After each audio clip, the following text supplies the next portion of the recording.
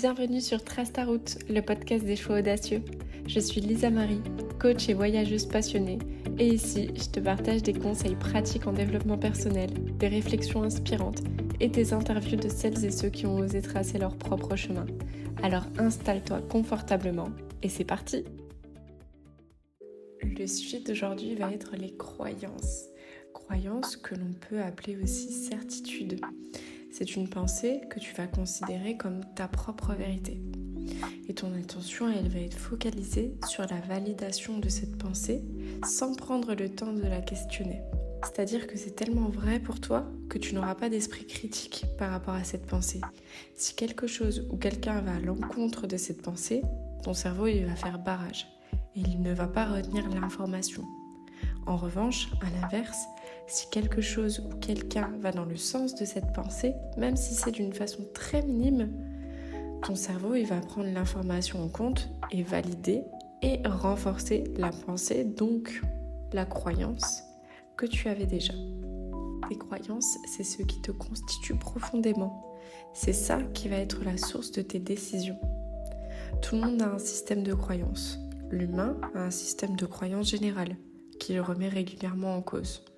La terre est plate, le Père Noël apporte les cadeaux, la petite souris met une pièce sous l'oreiller, une femme ne peut pas travailler, un homme doit nourrir sa famille.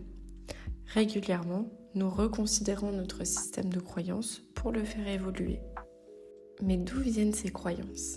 Elles viennent de notre culture, de notre famille, de notre religion, de l'école ou les écoles qu'on a pu fréquenter. Elles viennent aussi surtout de nos échecs et de nos réussites, de toutes les expériences de la vie qu'on a pu faire. Moi par exemple, j'ai toujours pensé que j'avais une sorte de bonne fée des examens, de bonne étoile des examens. Lorsque j'ai passé mon brevet, j'étais absolument nulle en histoire. Il n'y avait qu'un sujet que je connaissais sur le bout des doigts parce qu'il me passionnait et c'était la Seconde Guerre mondiale. Je suis tombée sur ce sujet. En histoire des arts, je crois que cette matière s'appelait comme ça, donc c'était un carnet entier qu'on devait apprendre avec plein de tableaux, de sculptures et tout ça. Je n'avais appris aucun de ces tableaux, aucune de ces sculptures, seulement un, et je suis tombée par hasard sur cette sculpture. Et tout ça, je ne sais pas pourquoi, mais cette chance des examens, je pense, j'ai la croyance et la conviction que elle s'est reproduite à chacun de mes examens. J'ai eu aussi un super coup de bol lorsque j'ai passé mon brevet professionnel. J'ai eu un super coup de bol pour mon permis de conduire parce qu'il a neigé et j'avais pas du tout les capacités de l'avoir. Et elle a été beaucoup plus indulgente avec moi parce qu'il a neigé. Alors je ne sais pas aujourd'hui si c'est vraiment un coup de bol. En tout cas, c'est une croyance qui m'a beaucoup aidée à avoir mes examens. Donc, tu peux avoir des croyances qui sont positives, comme celle-ci ou d'autres. Je crois que j'ai un ange gardien qui veille sur moi. Je sais que je réussirai dans la vie. Je ne manquerai pas d'argent. J'aurai une famille heureuse. Je serai quelqu'un d'aisé. J'aspire à la réussite. Ou à l'inverse, tu peux avoir des croyances qui sont limitantes ou inadéquates. Des croyances qui te freinent. Je ne suis pas douée. Je suis née sous une mauvaise étoile. Je ne peux pas réussir professionnellement et être une bonne maman. On ne peut pas m'aimer car je ne gagne pas suffisamment bien ma vie. Pour ma part, comme croyance limitante, j'avais la profonde conviction qu'il n'était pas possible d'être libre et en couple avec ma vision de la liberté. Pour moi, la liberté, c'est voyager lorsque j'en ai envie, déménager d'un pays à un autre et faire un tas de choses en lien avec le fait de bouger physiquement. Et pourtant, bizarrement, j'ai toujours eu des longues relations qui étaient vouées à l'échec, car chaque petite faille, je cherchais à confirmer ma croyance. Si mon conjoint, par exemple, il était d'accord avec le fait de voyager, je lui disais « Ah, mais moi, je veux partir toute seule, sans toi. » Ok, s'il était d'accord pour me laisser partir seule, je pouvais dire un truc du style « Non, mais en fait, le jour où on aura des enfants, j'ai envie d'acheter un van et de les élever en faisant le tour du monde. » Alors qu'aujourd'hui, je me rends bien compte que je serais incapable de tenir plus d'un mois dans un van et encore moins avec des enfants à l'intérieur. Mais au bout d'un moment, j'avais dépassé ses propres limites et confirmé ma propre croyance. On ne peut pas être libre et être en couple. Une étude a été publiée dans la Revue internationale de pédagogie de l'enseignement supérieur. Cette étude a exploré comment les croyances des étudiants concernant la nature de leur intelligence influencent leur réussite. Les résultats révélant que les étudiants convaincus que l'intelligence peut se développer, ils sont plus enclins à solliciter de l'aide et donc à persévérer face aux défis académiques et donc à avoir de meilleurs résultats. Pour ceux qui connaissent David Laroche et qui regardent ses vidéos, vous savez qu'il a pour habitude d'interviewer des personnes qui ont réussi. Comme par exemple William Ury, qui est expert en négociation, Tony Parker, Gad Elmaleh, Mike Horn et beaucoup d'autres. Et donc, dans ces interviews, il a pour habitude de questionner le système de croyance des personnes. Et ce qui ressort à chaque fois, c'est que leur système de croyance est beaucoup plus aidant que freinant. Et pour la plupart, ils ont quand même un système de croyance qui est plus ou moins similaire sur des domaines de la vie comme l'argent, l'échec, le jugement, toutes ces choses-là. Donc, ce que j'essaye de vous dire, c'est qu'une croyance, elle conditionne ce que l'on va devenir ou non. Aujourd'hui, on va essayer d'apprendre à reconnaître ces pensées qui sont freinantes, qui sont limitantes, afin de les remodeler. Je te laisse mettre pause et prendre un temps pour noter si quelques croyances limitantes te viennent à l'esprit. Si par exemple tu as des sujets liés à l'argent, je t'invite à chercher les croyances des personnes qui ont réussi dans le domaine financier, des personnes qui t'inspirent évidemment, et de faire ce travail avec toutes tes croyances. Améliorer ton système de croyances peut réellement changer ta vision du monde et donc te mener à ta réussite. Donc je te conseille de te pencher sur ce sujet qui est peut-être un peu long, je te l'accorde, mais en attendant, je vais te partager des croyances limitantes les plus fréquentes. Ces croyances, c'est celles que je peux retrouver chez mes clients, mes clientes, mes amis, ma famille, mon entourage, les personnes que je croise au quotidien. J'ai essayé de faire court, mais j'ai pris celle que j'entends le plus. Premièrement, l'entrepreneuriat, c'est pas fait pour moi. Il faut être né pour ça. Et l'entrepreneuriat n'est pas un don inné, c'est une compétence qui s'apprend, qui se développe. Tous les grands entrepreneurs ont commencé sans tout savoir. Ce qui compte, c'est la progression et la capacité que tu auras à te relever en cas d'échec. Si d'autres ont appris à entreprendre, pourquoi pas toi ?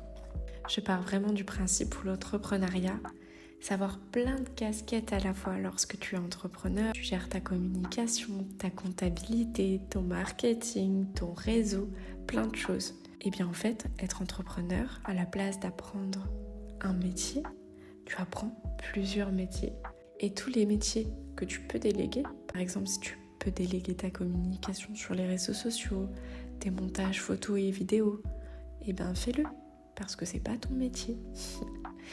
L'entrepreneuriat, c'est avoir plusieurs casquettes en même temps et réussir à déléguer les tâches qu'on aime le moins, qui nous inspirent le moins, à des personnes qui sont faites pour ça. Deuxième croyance, pour être riche, il faut venir d'une famille de riches ou avoir de la chance. Alors là, je n'invente rien en te disant que de nombreuses personnes sont parties de rien et ont bâti leur richesse en développant des compétences et en prenant des décisions stratégiques. Pour ça, et pour te donner confiance, je t'invite à lire le livre d'Howard Schultz. C'est lui qui a transformé Starbucks, qui était à l'origine qu'une simple petite boutique de café, et qui est devenue une multinationale. Son livre s'appelle « Versez votre cœur dedans, comment Starbucks a bâti une entreprise, une tasse à la fois ». Je t'invite aussi à lire peut-être le livre d'Oprah, « Ce que je sais avec certitude ».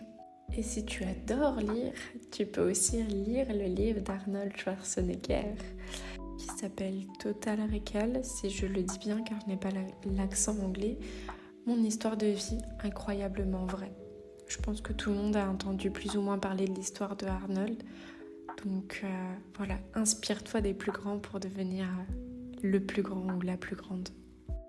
Et donc, deuxième point sur le fait qu'il faut venir d'une famille riche pour être riche.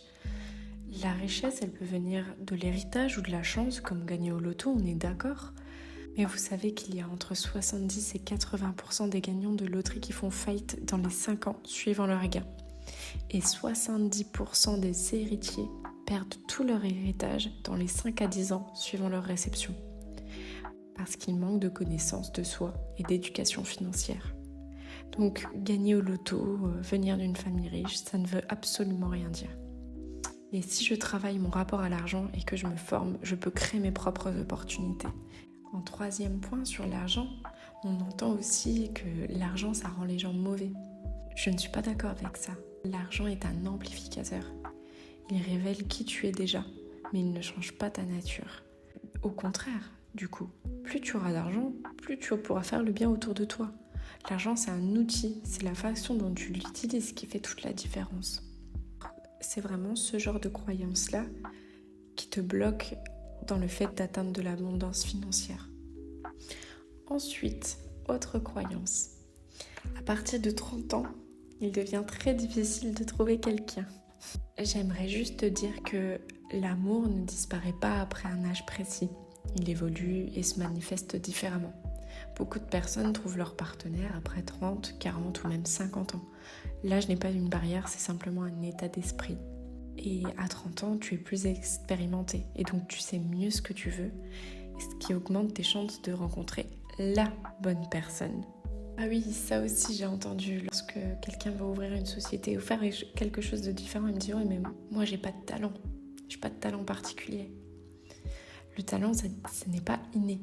Le talent inné, ça n'existe pas en fait. Il se construit avec du travail et avec de la persévérance.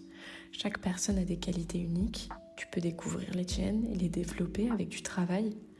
Les plus grands joueurs de basket, de football, de tout d'ailleurs, ils ont bossé pendant des heures pour devenir professionnels. Et même en étant professionnels, ils continuent de travailler. Ce n'est pas inné le talent. Et plutôt que de chercher un talent inné, tu vas chercher à cultiver tes compétences et ta passion et à travailler sur ces points. Alors là, j'ai cette croyance qui est pépite, c'est celle que je déteste le plus entendre. Non mais je suis comme ça, je peux rien y faire, je peux pas changer, c'est ma nature quoi, c'est moi. Oh là là, celle-ci, je l'aime pas, je ne l'aime pas. Le cerveau humain, il est fait pour apprendre et il évolue toute la vie. Tu as déjà appris à changer et à évoluer dans le passé. Tu as appris à marcher, tu as appris à parler, tu as appris peut-être même à parler en public, tu as appris à te relever en cas d'échec. Tu as appris à dire non, tu as appris un tas de choses dans ta vie, à faire de la danse, du sport, du basket. Peu importe, tu peux le refaire. Peu importe ce que c'est, tu peux changer. On évolue à chaque fois. Donc, ensuite, nous allons avoir les croyances, peur du jugement. Si j'échoue, c'est la honte, on va se moquer de moi. L'échec, c'est une étape nécessaire pour réussir. Il te rapproche de ton objectif. Les gens qui jugent, c'est souvent ceux qui n'osent pas essayer. C'est les retardataires.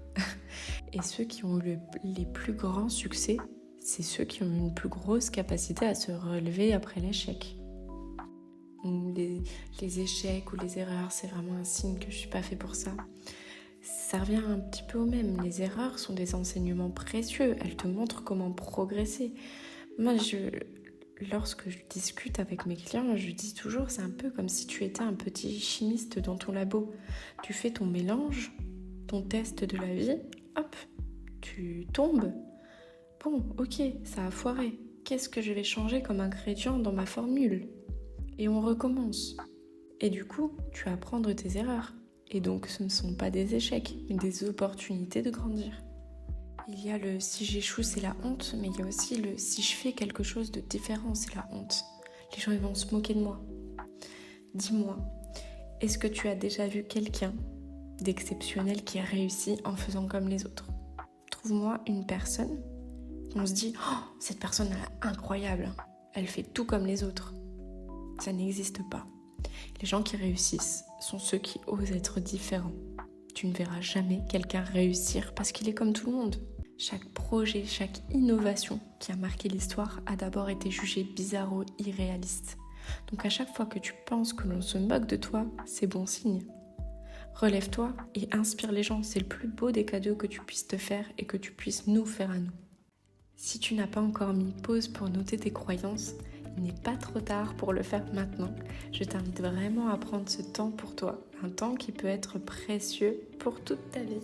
J'espère que cet épisode t'a plu. Je t'invite à liker et à partager. Merci de m'avoir écouté et à bientôt pour un nouvel épisode.